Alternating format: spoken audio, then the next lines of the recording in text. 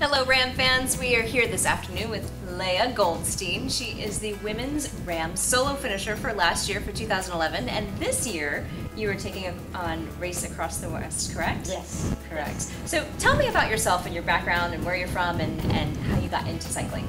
Well, I live in Canada, but when I was 18, I went back to Israel to do my service. So I lived in both Canada and Israel, so I have a dual citizenship. And I got into cycling in my early 20s with the Canadian national team. So I was racing pro for about close to 12, 13 years, and then I made the transition to ultra racing. And what got you into cycling from the beginning, when you first started?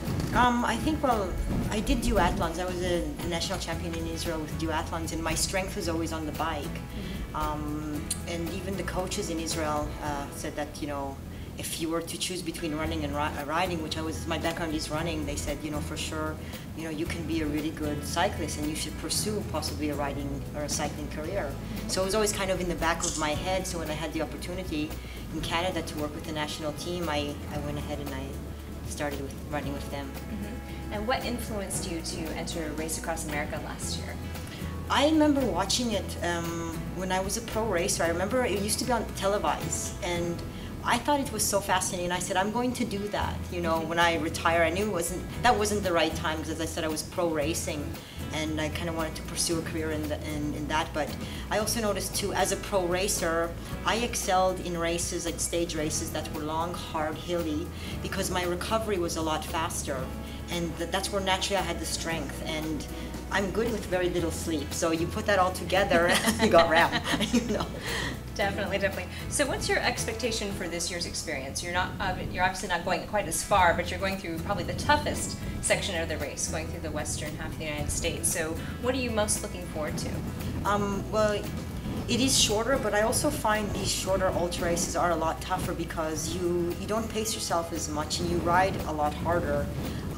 And time off the bike is very minimal, you know, and I'm up against a very good competitor, you know, like she's a legend in ultra racing.